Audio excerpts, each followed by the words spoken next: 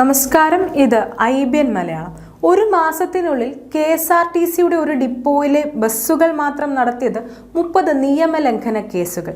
തിരുവനന്തപുരം ജില്ലയിലെ നെയ്യാറ്റിങ്കര ഡിപ്പോയിലാണ് ഇത്രയധികം നിയമലംഘന കേസുകൾ രേഖപ്പെടുത്തിയിരിക്കുന്നത്.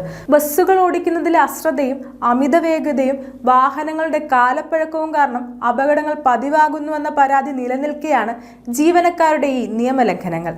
KSRTCയുടെ ചരിത്രത്തിൽ തന്നെ ചുരുങ്ങിയ കാലയളവിൽ ഒരു ഡിപ്പോയിൽ ഇത്രയധികം കേസുകൾ റിപ്പോർട്ട് ചെയ്യുന്നത് ഇതാദ്യമായാണെന്നാണ് വിലയിരുത്തൽ. 2024 ഒക്ടോബർ 17 മുതൽ നവംബർ 16 വരെയുള്ള കാലയളവിലാണ് നെയ്യാറ്റിങ്കര ഡിപ്പോയിലെ ഡ്രൈവർമാർ 30 ഗതാഗത നിയമലംഘന കേസുകളിൽ പെട്ടിരിക്കുന്നത്. ഒക്ടോബറിലെ 13 ദിവസങ്ങളിൽ 10 കേസുകളും നവംബറിലെ ആദ്യ 16 ദിവസങ്ങളിൽ 20 കേസുകളുമാണ് റിപ്പോർട്ട് ചെയ്തിരിക്കുന്നത്. നിയമലംഘനം നടത്തിയ ഡ്രൈവർമാർ ഉടൻ മോട്ടോർ വാഹന വകുപ്പുമായി ബന്ധപ്പെട്ട പിഴ നടപടികൾ പൂർത്തിയാക്കണമെന്നാണ് നെയ്യാറ്റിങ്കര ATO നിർദ്ദേശം നൽകിയിരിക്കുന്നത്. അല്ലെങ്കിൽ പിഴയൊടുക്കേണ്ട ഡ്രൈവർ ഓടിച്ചിരുന്ന ബസ്സിന് മോട്ടോർ വാഹന വകുപ്പിൽ നിന്നുണ്ടാകുന്ന നടപടികൾക്ക് ഡ്രൈവർ മാത്രമായിരിക്കും ഉത്തരവാദിയെന്നും ഇതിന്റെ ബാധ്യതകൾ ഡ്രൈവറിൽ നിന്ന് ഈടാക്കുമെന്നും ATO അറിയിച്ചു. News desk IBN Malayalam.